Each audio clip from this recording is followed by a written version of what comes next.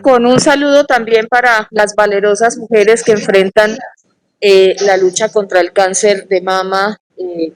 Un saludo especial el día de hoy y pues un saludo, por supuesto, a los colegas que están conectados virtualmente. Un saludo aquí al secretario de Hacienda, a todo su equipo de trabajo y a mis colegas ponentes Marisol Gómez, Sara Castellanos y a mi colega que está por acá, además de la mesa directiva. Yo dividí la ponencia como en dos partes, Presidenta. Perdón, la ponencia no, la intervención de hoy. Una parte es más o menos la mitad, son unas consideraciones de tipo financiero, económico, etcétera, que digamos es el fondo real de un cupo de endeudamiento, ¿no? Utilizando, por supuesto, como insumo los elementos que presentó la administración, pero también haciendo algunas reflexiones sobre los mismos. Y la otra mitad va a hacer referencia a los cambios sugeridos aproximadamente. Creo que ese es un tema, digamos, de bastante interés en general en esta discusión, así que, digamos, en la presentación le daré un poco más de relevancia que lo que le dimos tal vez en el documento. Cualquier otro detalle, pues yo les pido a los colegas que se pueden remitir a la ponencia. Creo que es una ponencia que quedó bastante completa, fue un trabajo conjunto bastante articulado con Marisol y con su equipo de trabajo y, digamos, creo que refleja bastante las tareas que realizamos para poder afirmar finalmente lo que afirmamos en ese concepto positivo frente al proyecto de cupo de endeudamiento. Entonces, arranco con algunas generalidades que pues no son simplemente una formalidad, sino que también pues ayuden a ubicarnos nuevamente en la discusión. Y es que esta iniciativa tiene el propósito de solicitar la autorización de un cupo de endeudamiento global por la suma de 10.7 billones de pesos para las entidades de la Administración Central y los establecimientos públicos con el fin de financiar el plan de desarrollo de acuerdo a lo señalado en los artículos 47 y 49 del Acuerdo 761 que tratan sobre las fuentes de financiación de ese plan. Y ese creo que es el elemento sustancial. El cupo de endeudamiento, no podemos olvidar, es el instrumento para completar la financiación del plan de desarrollo. Ese es su propósito central. De acuerdo con el distrito, además, el cupo de endeudamiento es necesario porque se ha presentado una reducción temporal en las rentas públicas como consecuencia de la menor actividad económica producida por la pandemia, así como un mayor gasto para poder enfrentar la emergencia sanitaria y sus efectos económicos y sociales.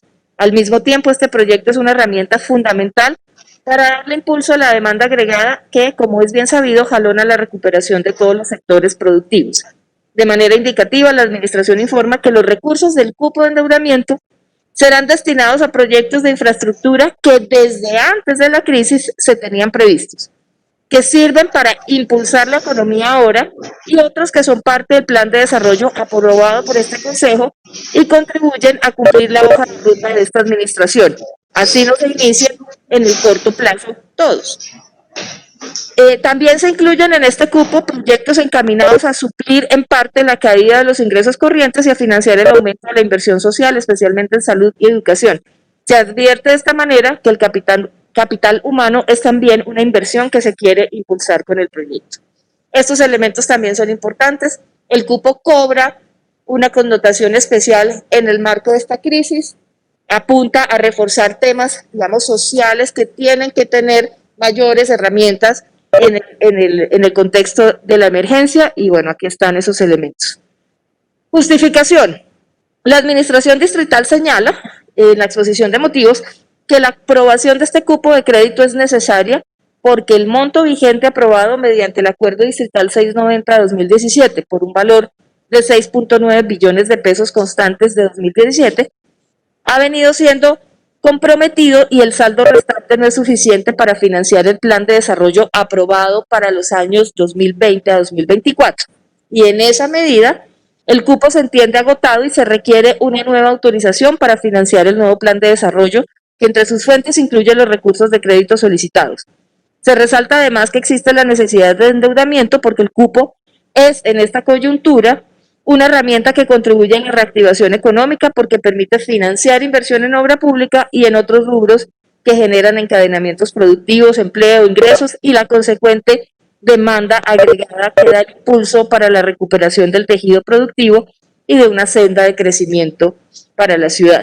En eso el secretario, su presentación, digamos, creo que fue bastante amplio, así que no profundizaré.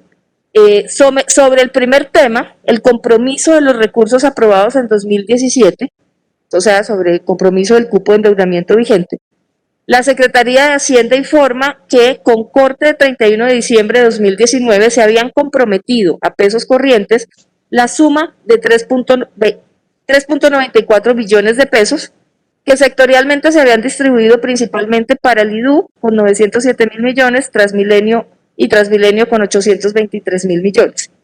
Después de estos compromisos realizados con el cupo autorizado en 2017, el saldo por comprometer disponible a diciembre de 2018 ascendía a 3.01 billones de pesos. Dado que este monto está expresado en precios corrientes, es necesario adicionar un valor de 479.000 millones correspondientes a la indexación, es decir, para traerlos al valor presente, el total obtenido de cupo disponible al finalizar la vigencia anterior era entonces de 3.49 billones de pesos de 2020, ya después de hacer ese ejercicio. En esta vigencia 2020 se han llevado a cabo compromisos realizados con respaldo en el cupo autorizado en 2017. Estos deben ser descontados del saldo no comprometido que existía con corte a diciembre de 2019 para de esa forma obtener el valor del cupo disponible en agosto de 2020. Esos compromisos asumidos durante esta vigencia son 94.239 millones. En esa medida el valor no comprometido de cupo a agosto de 2020 es de 3.39 billones. Pues obviamente estas cuentas es importante tenerlas claras para, digamos, tener la tranquilidad de lo que estamos aprobando o discutiendo o modificando en esta discusión. Coherencia con el Plan de Desarrollo 2020-2024. La solicitud de ampliación del cupo tiene fundamento en el Plan de Desarrollo, ya lo dijimos.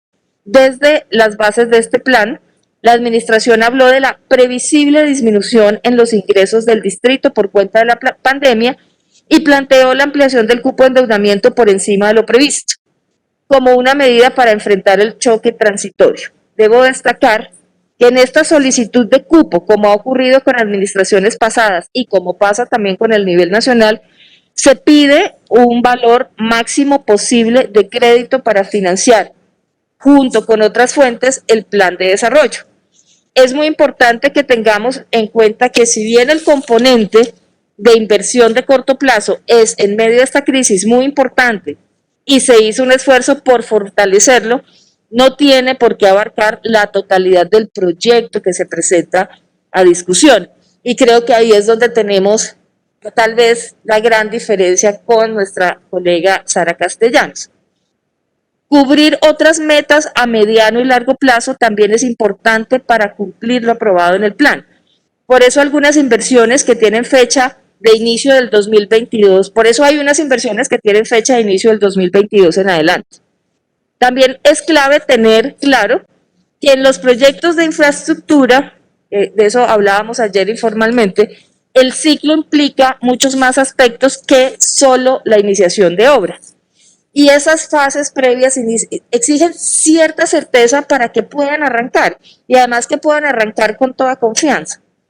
Si uno se pone en los zapatos de un ordenador de gasto del distrito y tiene un gran proyecto en sus manos dentro de sus metas, que está en sus metas en el plan de desarrollo, o sea, se lo van a exigir. Le van a decir, oiga, ¿usted por qué cumplió? Oiga, ¿usted por qué no lo hizo? O por qué lo hizo a medias o por qué solo lo dejó empezado un pedacito. Usted tiene eso, pero no tiene plata para el proyecto.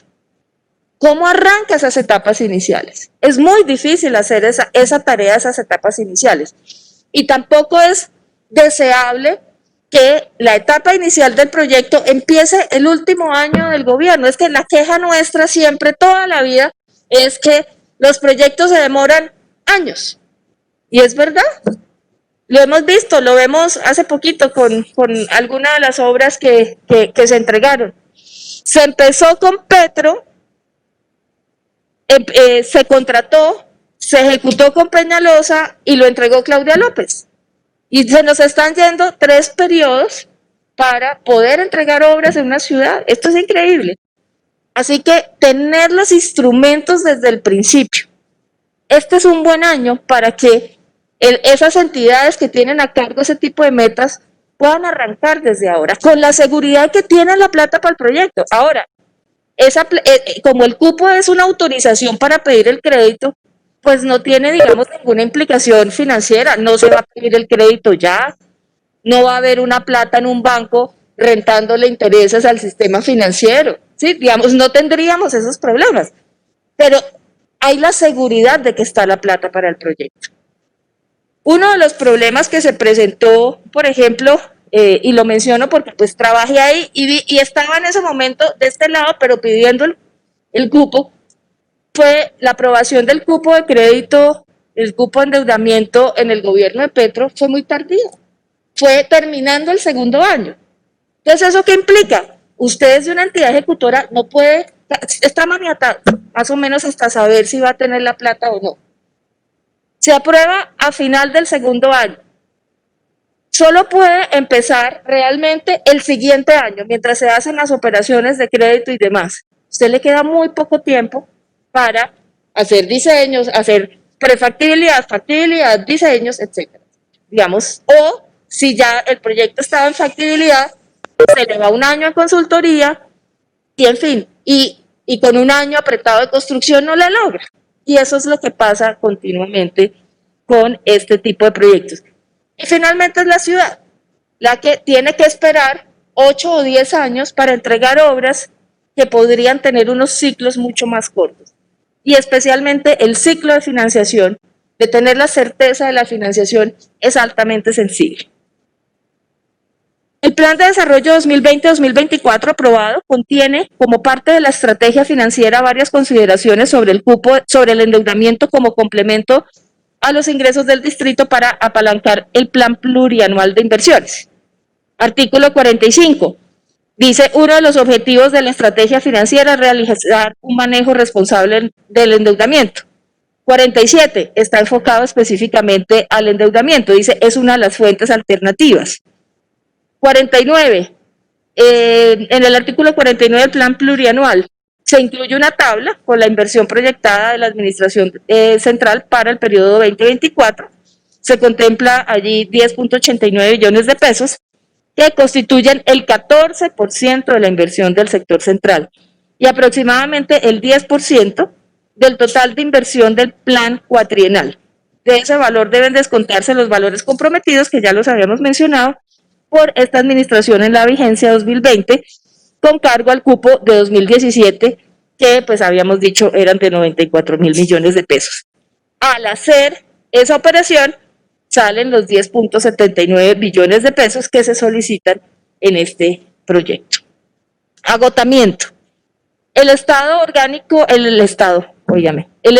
Orgánico de Presupuesto Distrital contempla en el artículo 72 que cuando se agote el cupo autorizado, la alcaldía puede presentar para aprobación del Consejo un nuevo cupo global que constituye la capacidad máxima de endeudamiento para la administración central y sus entidades descentralizadas. El decreto 777 de 2019, que reglamenta ese estatuto orgánico, desarrolló el tema del agotamiento. Y en el literal G del artículo 49 dice, cuando un cupo sea insuficiente para atender la inversión propuesta en el plan de desarrollo, planteada con recursos de crédito, se entiende agotado tal cupo. Y se puede solicitar uno nuevo al Cabildo Distrital. El Tribunal Administrativo de Cundinamarca, además, en un fallo de 2012, expresó sobre la norma que rige ese tema que se ajusta al marco legal. Tanto las cifras de los compromisos asumidos con el cupo vigente, autorizado por el Acuerdo 690-2017, que se mostraron antes en las tablas, como las necesidades de financiamiento del plan de desarrollo que se ven en el propio acuerdo que lo adoptó, muestran que el saldo disponible para endeudamiento es insuficiente ante los requerimientos de inversión incluidos en el plan plurianual establecidos en el artículo 49 de dicho plan. Es por eso, y de acuerdo con lo establecido por el Estatuto Orgánico de Presupuesto Distrital, que ese cupo se entiende agotado y en vista de ello la Administración radica este proyecto. Ese es un punto, pues, no solo formal, sino que nosotros tenemos que también revisar que en la ponencia se recoja y lo que ha planteado la Administración tenga esa certeza. Necesidad de endeudamiento para la reactivación económica e indicadores. La Administración destacó que en la presentación que hizo, que este cupo, además de ser una herramienta de financiación del plan de desarrollo, hace parte de una estrategia más amplia de reactivación económica, que incluye medidas propuestas en el proyecto de acuerdo 315 de 2020 que ayer aprobamos en comisión. Incluye también los recursos para una política anticíclica que están determinados en el plan de desarrollo, que tuvo que ajustarse a esta nueva realidad. También un paquete de medidas para el apoyo y el tejido empresarial, por ejemplo, la decisión de hacer una reactivación en las localidades, utilizar ese instrumento local que además tiene más cercanía con esas comunidades desempleadas, quebradas, etcétera, digamos, esa estrategia que es importante, y la apuesta por obras públicas de infraestructura, que como hemos dicho es la receta clásica que funciona.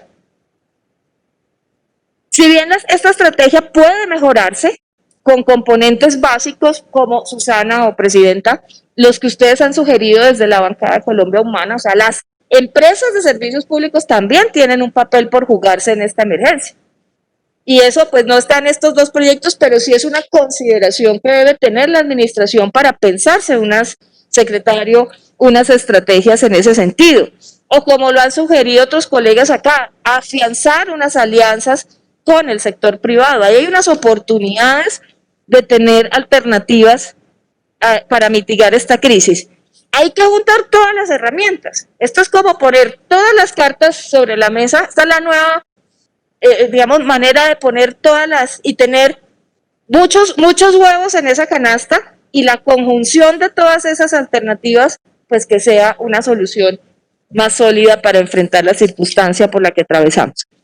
El plan de desarrollo ya aprobado se tuvo que direccionar para afrontar la emergencia y emprender la recuperación. La deuda es un mecanismo que permite el manejo de crisis.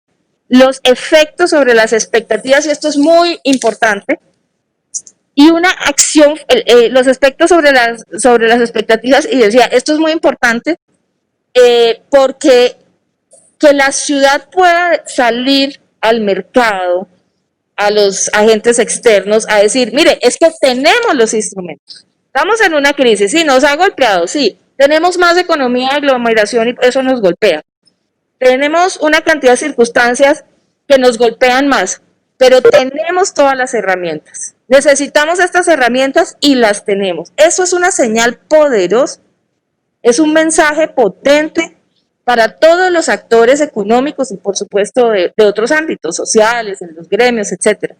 Que Bogotá diga con fuerza, tenemos todo para salir de esto, nos va a ayudar en la ciudad a sacar adelante estos desafíos.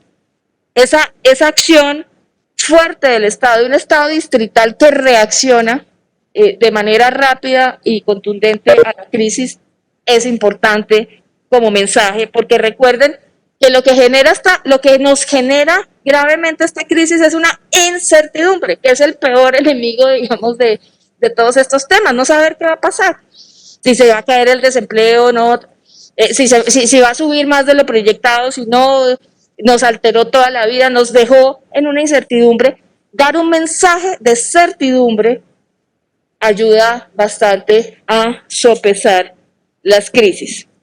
Los efectos de la pandemia y las medidas que han sido necesarias para enfrentarlas han afectado con severidad a Bogotá y pues eso es entendible por las características de su economía. Aquí tenemos unos determinantes, ya lo mencionaba, economías de aglomeración, tenemos sectores no transables. Aquí eso tiene mayor participación en la canasta productiva y pues el confinamiento nos golpea más duro y los efectos han sido más severos. Por ejemplo, esos sectores en la ciudad representan el 79% del PIB, los no transables y los que se generan por la economía de aglomeración. Y a nivel nacional son el 65%. A nivel nacional, en algunas regiones se echa manos, por ejemplo, de la economía extractivista y de otros elementos. Con este escenario, la ciudad enfrentará una caída de su PIB que para el total de 2020 puede estar hacia 8%. La tasa de desempleo promedio al final de la vigencia puede estar entre 18 y 22%. Y la pérdida de empleos al finalizar el año, en comparación con el año pasado, puede presentar un saldo de entre 370.000 a 550.000 empleos. Los ingresos fiscales, por su parte, se podrían reducir entre 0.9 y 1.5 billones. Yo creo que sería un error no usar las herramientas que tenemos. Si uno está en una crisis, se puede plantear el ejemplo a nivel personal. Si uno tiene una crisis económica a nivel personal y tiene unos instrumentos para usarlo, para echar adelante, para reactivar el negocio que se le cayó, etcétera, pues lo usa. Eso es lo que uno hace, usarlo. Y tenemos las condiciones, la ciudad tiene unas ventajas que ya quisieran muchas ciudades poder tener. Tiene una capacidad de endeudamiento alto que no llega a poner en riesgo la sostenibilidad financiera. La tradicional, ahora sí que nos sirvió esa tradicional fama bien ganada de Bogotá, de que ha tenido un buen manejo de las finanzas hace años. Ahora estamos cosechando los frutos de ese manejo por años que ha habido en la ciudad. Si esa posibilidad no existiera, no habría opción diferente a reducir la inversión en un monto de cerca de 4.4 billones de pesos. Pero la ciudad tiene la herramienta para poder usar este crédito y pasar la crisis. Entonces, pues yo sí creo que mantener el cupo en este monto ayuda a esa confianza, a esa disminución de incertidumbre, a esa posibilidad de planear con proyectos de gran envergadura con toda tranquilidad, seguridad. Eso hace la diferencia para un ejecutor, totalmente. Usted firma un contrato de diseños de consultoría muerto del susto si no sabe si va a poder ejecutar eso, pero si sabe que tiene la fuente, el proceso avanza de una manera absolutamente distinta. En la exposición de motivos del proyecto se señala también que el impulso a la inversión pública que se quiere dar con este proyecto tendrá sin duda efectos en el crecimiento.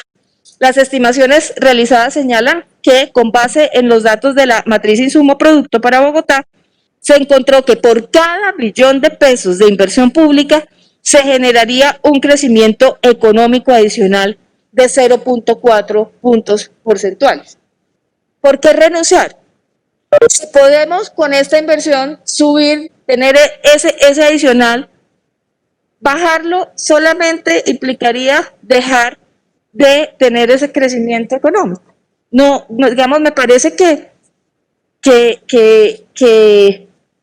llegar al monto del cupo en el que estamos, con el beneficio que va a revertir esa inversión en el crecimiento económico de la ciudad, si lo podemos hacer, pues no tendría sentido hacerlo por menos y recibir menos crecimiento económico. En las consideraciones de nuestra ponencia señalamos que en este proyecto se hizo un esfuerzo por concentrar una importante cantidad de inversión en el corto plazo, precisamente para que las obras de infraestructura principalmente lograran jalonar otros sectores con mayor rapidez. Aproximadamente 5 billones se van a invertir entre el 2020 y 2021 y casi 3 billones en 2022. Por otro lado, si bien no es fácil determinar con exactitud el momento de la generación de empleos ante las diferentes variables que se involucran en el desarrollo de un proyecto, este monto anualizado de la inversión es una buena forma de aproximarse a ver el impacto que se busca con la aprobación de la iniciativa. Según la información que ustedes presentaron, secretario, en los anexos, se tiene previsto generar 120.113 empleos. Las proyecciones de endeudamiento de la Secretaría de Hacienda se encuentran dentro de los parámetros que fija la Ley 358 del 97, que establece los dos indicadores a los que debe ajustarse la deuda del sector público, capacidad de pago y sostenibilidad.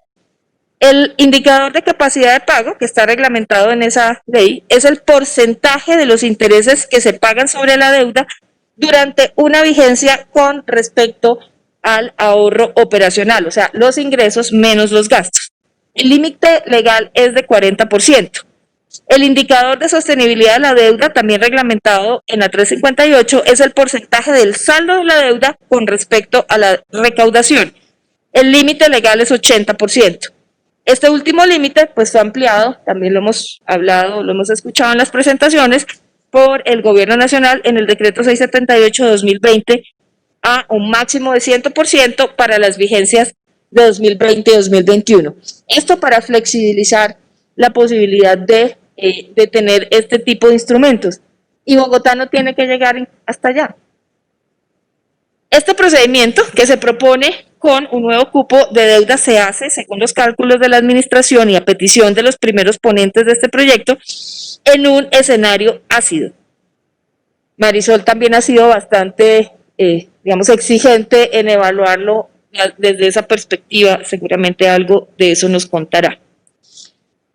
O sea, un escenario más exigente que el de la primera versión o la primera iniciativa que nos presentaron, donde se puedan medir esos indicadores de capacidad de pago y de sostenibilidad de la deuda que prevé la ley 358. En el derecho a petición que nos respondieron, Hacienda dice que sus proyecciones de sostenibilidad de la deuda y de capacidad de pago se basan en el siguiente escenario. Entonces, ahí tenemos la tabla, que es considerado pesimista o ácido, a diferencia, digamos, de la primera versión.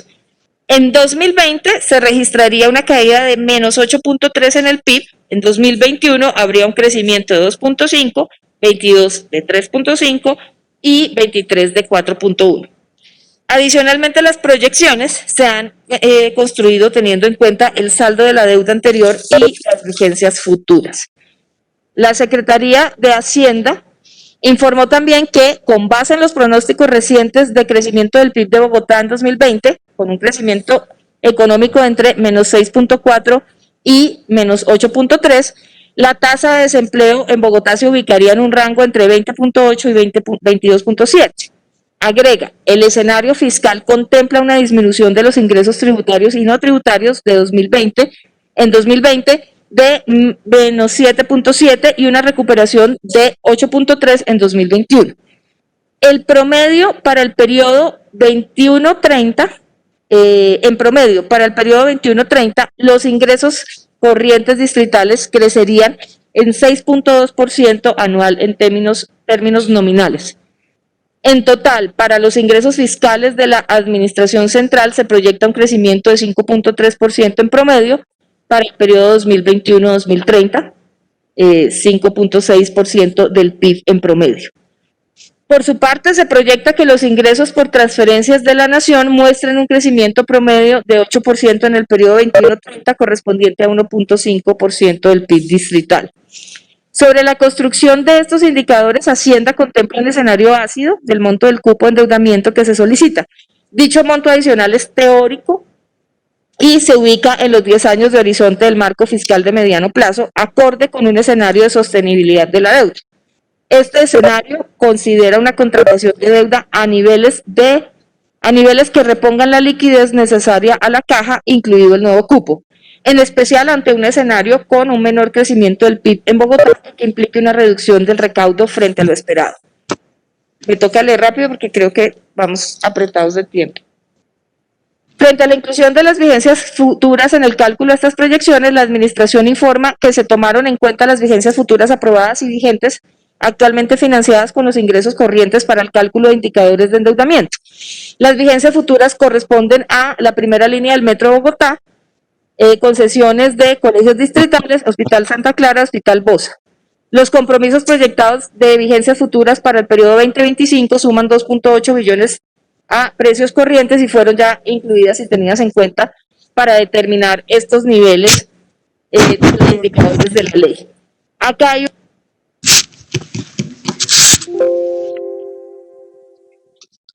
ya está. Aquí los comentarios que teníamos. Hay micrófono abierto, por favor, cerrar micrófonos. Nuestra colega Marisol los presente sobre la opinión de José Antonio Campo, a quien ella consultó sobre el cupo. Entonces, Marisol, no mencionaré esto para avanzar. Ahora bien, se debe evaluar la sostenibilidad de la deuda que contratará la ciudad, no solo en tiempo presente, sino hacia futuro. Las finanzas de Bogotá han gozado de gran solidez y credibilidad internacional y las calificadoras de riesgo así lo reflejan y, por supuesto, esa solidez hay que preservarla. Respecto a las más recientes calificaciones crediticias de Bogotá realizadas por las firmas internacionales, hay que destacar que todas se ubican en el rango de estable. Moody's Investor Services tiene para el Distrito Capital una calificación de Ba2 estable, mientras que Fitch Ratings la coloca en AAA. La perspectiva de Fitch en junio de 2020 era que Bogotá preservará un desempeño presupuestario estable y una deuda adecuada en medio de la pandemia del COVID-19 y de las necesidades crediticias que tendría la ciudad. Desde ese mes, que es junio de 2020, la agencia Fitch esperaba que Bogotá apalancara el financiamiento del plan de desarrollo con emisiones de deuda hasta por 10.9 billones de pesos, que es justo el cupo que ahora el distrito pide para aprobar al Consejo. O sea, las proyecciones están en la sensatez incluso de estas entidades. Señalaba Fitch, Bogotá mantendrá un sólido desempeño operativo y niveles de deuda manejables. En opinión de ellos, el distrito está bien posicionado para superar el actual escenario económico adverso global y nacional, a pesar de un aumento significativo en la deuda para cubrir su plan de desarrollo. Yo quisiera leer, Presidenta, más cosas sobre estos temas económicos, pero este escenario también es un escenario político y los concejales necesitan, digamos, conocer un poco las propuestas de modificación. Ergo, me lo voy a saltar para pasar a lo que sé que parto de la idea de que todos revisamos todos estos elementos financieros, pero hay una discusión por abordar que es la política también en este cupo. La inversión sectorial propuesta. La administración trajo unos proyectos que son indicativos, como es en este cupo, porque lo que hace el Consejo es autorizar el endeudamiento. Sin embargo, pues el Consejo dice, venga, muéstreme en qué va a invertir. Y pues obviamente nos toca hacer un control político importante. Las que tienen mayor inversión, ¿cómo aparecen? Son Transmilenio, donde está el tema del corredor verde de la séptima, por unos asuntos administrativos, le sigue la Secretaría de Educación, el Fondo Financiero Distrital de Salud, el IDU, Metro, Seguridad, Integración, Desarrollo Económico y Hábitat. Yo hice un ejercicio, Presidenta, aquí de números muy sencillo. Secretario, yo pienso, y se los planteo a ustedes, el corredor verde de la séptima no debería estar en movilidad, porque lo que hemos dicho es que ese corredor tiene que ser un proyecto integral. Tiene que ser un proyecto de renovación urbana que rescate ese corredor de la séptima, que le dé una relevancia a los bienes de interés cultural que están allí, que le dé una relevancia al perfil ambiental que tiene ese corredor en un buen tramo, y claro, dentro de eso hay una solución de movilidad. Pero nos explicaba Hacienda que no se puede porque por el COMPES está atado a que sea, el compromiso está atado a que sea Transmilenio, o sea, es un tema administrativo. Pero si uno pasara al corredor verde, al sector hábitat, que es, a mi juicio, donde debería estar, ¿sí? En muchos países europeos, por ejemplo, los temas de movilidad están en el sector ambiente, porque se tiene que supeditar a las políticas ambientales, y yo creo que hacia allá hay que ir avanzando. Si lo pasáramos al sector hábitat, si ese COMPES no tuviera ese asterisco, movilidad pasaría en porcentaje en el cupo de un 49% a un 29%. Y hábitat pasaría de un 2% a un 22%. Pero además nos serviría a nosotros exigir que el corredor verde fuera un proyecto integral. Entonces es como una perspectiva que les quería compartir. Me voy a saltar un poco aquí lo que tengo del impacto fiscal y vamos al articulado. Artículo primero, los cambios.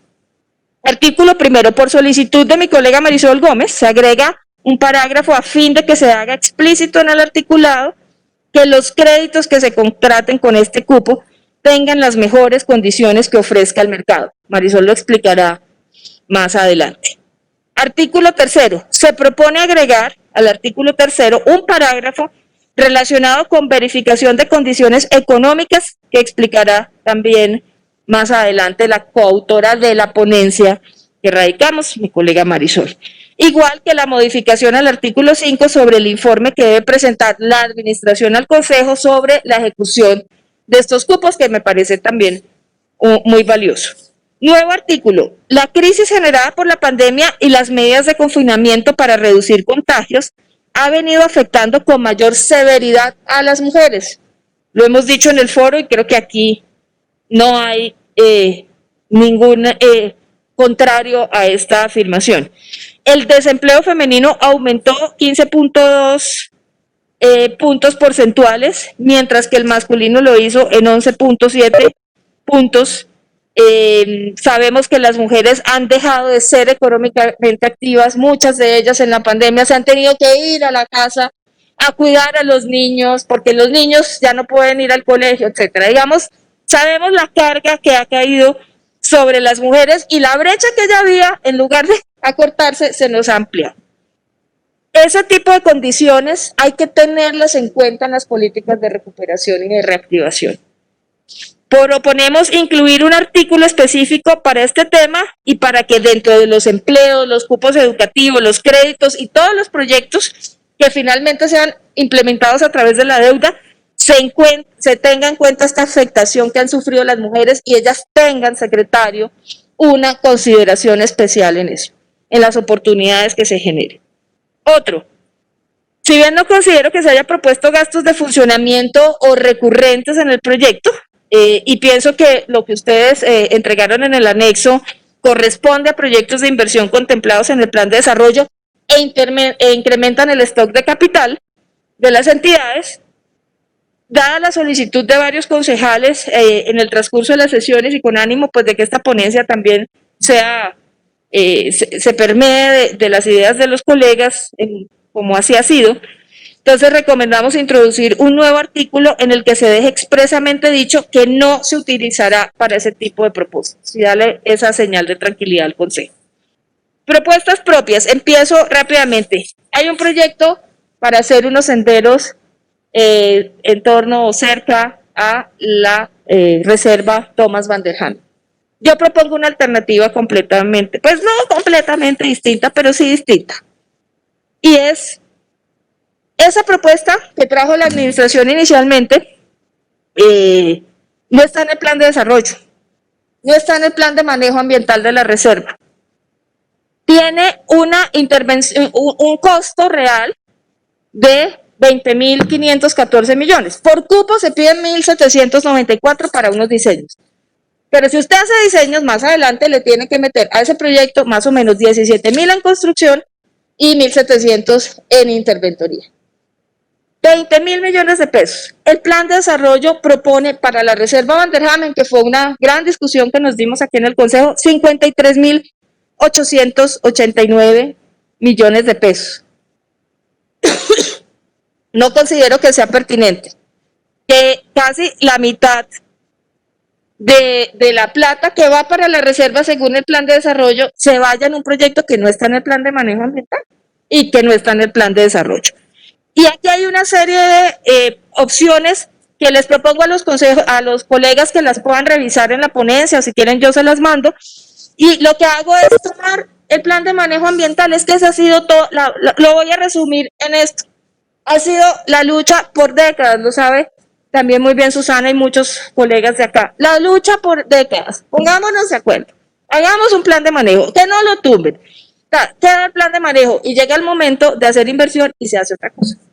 Entonces yo creo que mi obligación y mi coherencia pues tienen que llevarme a proponer, mil gracias, que se haga lo que hay que hacer.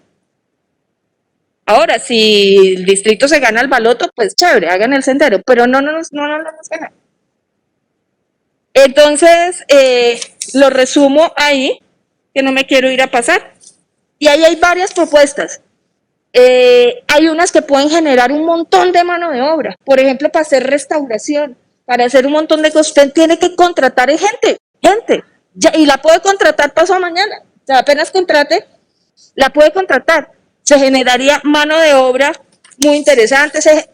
Digamos, hay un menú chévere para escoger dentro de estas alternativas, restauración, herramientas de paisaje, etc. Hay cosas que pueden ser muy caras, se puede avanzar un pedacito de ellas, pero en general hay muchas cosas totalmente factibles de arrancar desde este momento. Segundo cambio que propongo, pues este cambio no cambia el proyecto, pero sí una perspectiva. El parque de la Petare Salitre. Yo quiero decir, ese proyecto fue polémico, siempre, porque era hacer un parque al lado de una planta de tratamiento de aguas residuales. ¿Qué es una planta de tratamiento de aguas residuales? Es una alcantarilla a cielo abierto. Eso es lo que llega, y usted tiene un parque al lado. O sea, francamente, realmente se toman unas decisiones de una insensatez. Entonces ahí hay un riesgo biológico, pero además esa zona fue un botadero. Pero el proyecto se hizo y ahí está. A mí yo les quiero decir, a mí no me gusta, porque es que yo no quisiera que al lado de las plantas, de las alcantarillas a cielo abierto, hicieran parques para los niños y las niñas. No me parece, no me lo parece, pero bueno, ganó otra posición. Pero está ahí, avanzó. Lo peor que se puede hacer, querida presidenta, yo creo, es cerrar los ojos y dejar eso ahí. Yo creo que eso hay que terminar. Pero entonces ahora, ¿cómo lo terminamos?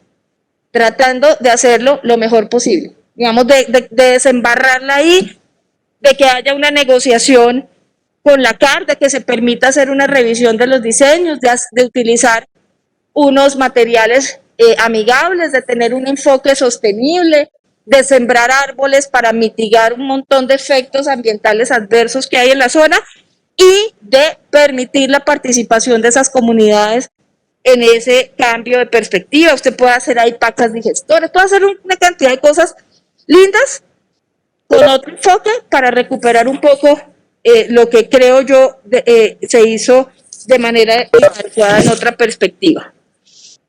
Parque Bilbao es un parque incluso relativamente cerca de la zona. Tiene un problema esa zona, y es que un pedacito está en un área, en una zona de inundación alta y media. Entonces lo que le hemos sugerido a la administración, y yo quiero destacar aquí la receptividad de la directora de líder en este tema, a escuchar estas visiones que hemos planteado. Entonces lo que hemos pedido es que se hagan los reforzamientos, por ejemplo, del Jarillón, que haya una zona que se piense en su diseño como una zona de amortiguación, que las zonas más lejanas a esa área de inundación, pues sí pueden tener una intervención más de parque, pero que se haga esta consideración y que el IDIGER pues se meta ahí a ayudar a pensar este tema. Adecuación del terreno del centro de reciclaje de la Alquería. Entonces es importante que las asociaciones y organizaciones de recicladores puedan participar de manera democrática. Efectivamente, ya que por ejemplo el concejal Fabián Puentes también ha tenido una experiencia en ese tema y sabe lo importante de lograr que así sea, porque si no se arman conflictos. Lo mismo en el programa de aprovechamiento de residuos orgánicos en Mochuelo Bajo y Alto, también con hacer ese trabajo, ese proyecto con la comunidad y los recicladores. Ahí hay una oportunidad grandiosa de generar mucho empleo, y pues hicimos unas recomendaciones para revisar los impactos ambientales, y quiero destacar también la actitud de la directora de la UAESP para recoger estas iniciativas y su compromiso con este tema. Bueno, también algo similar en 6 localidades donde se van a construir infraestructuras para aprovechamiento de residuos orgánicos. Aquí ponemos unos criterios para que se haga un aprovechamiento integral de los pilotos de biogás en el mismo sector y, digamos, hacer proyectos integrales. En la construcción del Centro de Bienvenida de Monserrate, también lo hablamos en detalle con la directora del IDT y creo que entendió nuestra perspectiva de que allí esa propuesta garantice que la intervención cumpla con el fallo de la reserva de los cerros orientales en lo que se toque con eso. Hay que garantizar que se cumpla ese fallo, que no se hagan otras cosas, digamos, y que haya un enfoque de protección ambiental en ese proyecto. Ya vamos llegando al final. Respecto a los patios talleres de la avenida Cali y 68, presentamos una propuesta sustitutiva que consiste en lo siguiente: incluir a cambio de esos dos patios talleres de la 68 de la Cali, una vía que es la circunvalar de Oriente.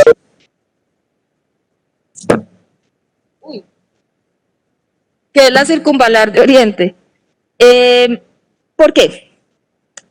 El patio taller de la 68 estaría ubicado en el predio de Carboquímicas, que actualmente es de propiedad de un particular. Entonces calculen lo crudo, digamos, y lo complejo.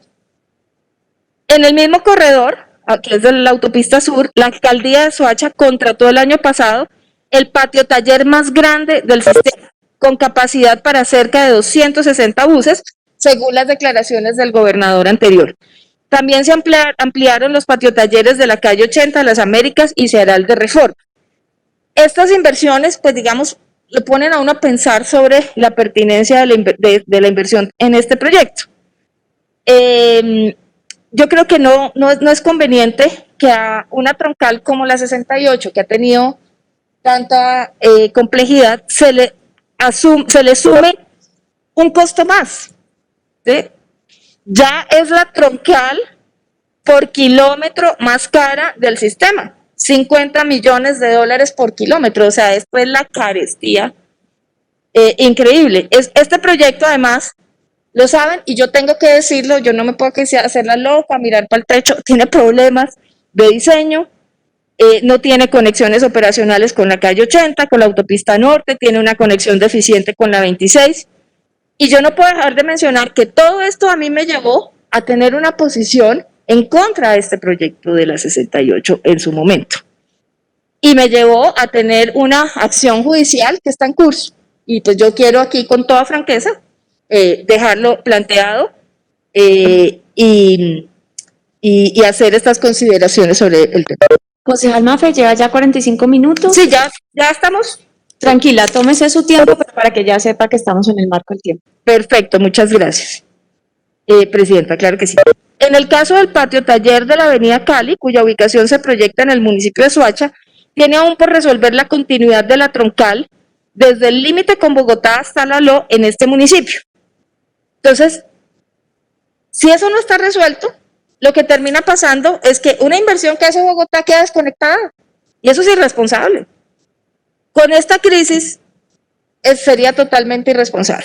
Entonces, yo propongo que lo que se pide en cupo para esas dos obras, que son 341.000 millones de pesos, sea para financiar una buena parte, casi todo, digamos, una buena parte del proyecto Avenida Circunvalar de Oriente, desde la salida al llano a la avenida Villavicencio, por ese mismo valor. Tiene estudios, finalizó estudios y diseños fase 3 en junio de 2019, eso es un buen dato. Claro, faltan permisos, autorizaciones, eso tiene su complejidad, pero es un buen dato que ya esté en este momento de avance, en este punto de avance. Podría iniciar ejecución mucho más pronto. El trazado tiene una longitud de 9.84 kilómetros, 9.84 kilómetros. Yo creo que, por ejemplo, el concejal Acevedo conoce muy bien ese proyecto y esa zona, beneficia a varias UPZs de las localidades de San Cristóbal y de Usme, pero además generaría una reactivación de esa zona de Oriente. Es que es fatal la conectividad. Voy a sumar 8 años o 10 años viendo que no hay inversiones, digamos, consistentes y fuertes en esa zona. Fuimos allá a visitar el punto, ese tramo empieza por Bomberos de San Cristóbal, y ustedes ven la vía, y la vía es una calzada donde hay un trancón cada 100 metros, donde no hay nada de espacio público. Si un ciclista se atreve a meterse, de hecho no vimos a ningún ciclista en un día que estuvimos allá completo, pero si un ciclista se atreve a meterse allá, pues el riesgo es enorme. Realmente, digamos, no hay condiciones viales en ese, y además no hay buenas condiciones viales en todo ese sector del oriente de Bogotá. Llegaría a barrios muy segregados de estratos 1 y 2, y sería complementario al proyecto del cable de San Cristóbal. La obra en total necesita 653 mil millones de pesos, y entonces se propone que en lugar de los 2 patritalleres, los 341 mil millones de pesos financien una parte de ese proyecto. Aquí unas glosas que quiero dejar sobre este proyecto. Es muy importante y sensible el tema ambiental. Nosotros hicimos una sugerencia a IDU en una reunión que tuvimos, que para que si en el caso de que esto se apruebe, este cambio que proponemos se apruebe, haya unas consideraciones en el tema ambiental. Ahí hay que revisar el manejo silvicultural que han propuesto, hay que hacer el alinderamiento de las quebradas y cuerpos de agua, es decir, darle formalidad a ese proceso antes de que llegue a haber una intervención. Lo mismo, involucrar a las comunidades en todo el proceso, y hacer una evaluación económica ambiental para determinar el impacto de la intervención en la zona y hacer mitigaciones en ese sentido. Y repito, hacer un acompañamiento sociopredial con la ciudadanía. Como en toda obra, hay que hacer adquisición predial, pero esos procesos el distrito puede decidir si los hace bien, mal o regular, y aquí lo que proponemos es que hay que ser muy atentos a que haya un acompañamiento integral a esas comunidades en esa materia. La otra modificación, bueno, pero pues ya sabemos que no es posible por el tema del COMPES, que los recursos destinados al corredor verde de la 7ª secretario se destinaran a otra entidad y no como está en Transmilenio. Primero porque distorsiona realmente como el monto de los recursos por sector, pero segundo porque nos gustaría que estando, por ejemplo, en el sector hábitat, con una alta participación de la empresa de renovación urbana, del Instituto Distrital de Patrimonio Cultural, de la Secretaría de Ambiente, pues haya, como tiene que pasar, una intervención integral. Se hace nuevamente énfasis en una propuesta alternativa, secretario, para lo siguiente. Tanto Marisol y yo estamos de acuerdo en que el Monumento de la Paz no es pertinente. Creo que eso ha sido un tema, ustedes saben que ha sido tal vez el tema más polémico del cupo. Marisol y yo compartimos que sí debe haber memoria de los procesos de paz en las ciudades. Las ciudades, amamos Berlín, vemos Berlín, las miramos, pero en Bogotá no tenemos ese tipo de cosas. Sí debe haberlos, pero el cupo no es la herramienta para eso, y el proyecto no responde al perfil de generar empleo, reactivación, y esto ya lo digo a título absolutamente personal, y a mí me parece un exceso el monto. Yo creo que para hacer un monumento conmemorativo de un proceso importante de paz, 5.000 millones de pesos es demasiado alto. Hay que encontrar, Marisol tiene algunas alternativas para más adelante el proyecto, hay que encontrar otras alternativas, tenemos muchas cosas, pero en todo caso, en cupo no lo consideramos pertinente. Yo propongo que ese recurso se invierta en algo que se llama la Universidad Pública de Kennedy, de lo cual además yo me enteré hace más bien poco que existía. Eso es un proyecto que empezó en el 2015, fuimos también a visitarlo. Hoy estudian 235 personas en esa universidad. Hay distintos programas. que se desarrollan allá. Hay una oferta, o sea, el modelo es, hay varias universidades que tienen allí una oferta, pero resulta que hicieron un proyecto dentro de de 36 mil millones de pesos para construir una sede, y es linda, es una sede grande, muy buena, en el mismo lote, ahí en el Tintal, pero resulta que ya no hay plata, y la sede se quedaría sola, que digamos ahí construida. Falta 5 mil millones de pesos para dotar los laboratorios, los auditorios, los salones. O sea, hoy no hay una silla. Si usted vaya, le toca sentarse en el piso. No hay una silla. Eso permitiría activar 1.000 cupos universitarios en el occidente de Bogotá. A mí me parece que es una inversión, o sea, ¿entiendes? Ya está lo demás hecho. Claro, la inversión es más grande, pero son 5 mil millones de pesos para garantizar que puedan entrar 1.000 personas a estudiar. A mí eso me parece de un impacto enorme, pero está la propuesta. Marisol tiene una propuesta alternativa y ambas quedaron en la ponencia. Integración social, recomendamos buscar otras fuentes de financiamiento para inversiones destinadas al fortalecimiento institucional de entidades, tales como la evaluación de resultados a los servicios que presta la entidad y la adquisición de equipos portátiles. Claramente es más eficiente usar plata de otra fuente para esos objetivos que a comprar unos computadores y unos equipos. ¿Estamos de acuerdo?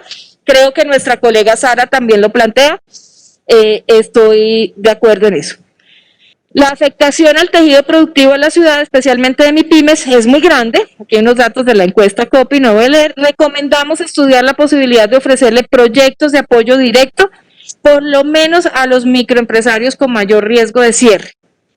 Es importante que la gente, secretario, tenga métodos alternativos de crédito. Yo lo insistí, lo dije en plan Marshall, perdí en un punto, no me aceptaron la proposición. Yo entiendo la complejidad de esas discusiones, pero hay que hacer algo. Es de que la gente que está a punto de cerrar, alguien les tiene que dar algún salvavidas. No puede ser que no. Gobierno nacional, pues vemos un poco cómo está planteando la cosa, pero aquí en Bogotá algo tenemos que hacer. Y yo dejo esto aquí. Sobre el velódromo, quería hacer esta mención. Inicialmente, como llegó dentro del proyecto, se propone construir ese velódromo dentro del plan parcial San Bernardo. Yo creo que hay que evaluar la ubicación, dadas las características de la zona, también las expectativas que tienen las comunidades en la zona, porque la gente, pues si le dicen, le vamos a hacer un centro social y comunitario para que usted tenga servicios y tal, y tiene esa promesa, y después le dicen, no, vamos a hacer un velódromo para que vengan unos deportistas de alto rendimiento, pues, ¿qué va a decir la gente? Y con toda la razón. Y lo han dicho, y creo que se lo han planteado también a la alcaldesa Claudia López, así que la recomendación que hacemos es que se mire la alternativa de hacerlo en la unidad deportiva del Salitre, reemplazando al que existe actualmente allí, o incluso pues lo que ya han evaluado en el IDRD, de hacerlo en el predio Gibraltar, revisando, pero eso sí, revisando muy cuidadosamente las implicaciones ambientales de una decisión como esta, porque Gibraltar era pues un botadero de residuos. Con base en todas estas consideraciones y con las propuestas que hemos planteado, algunas las detallará más Marisol, no pretendía abarcar todos los aspectos. Con base en esto, pues nos permitimos rendir ponencia positiva con modificaciones al acuerdo 316 de 2020, que solicita un nuevo cupo de endeudamiento para la ciudad. Muchas gracias a todos y a todas, presidenta muy amable.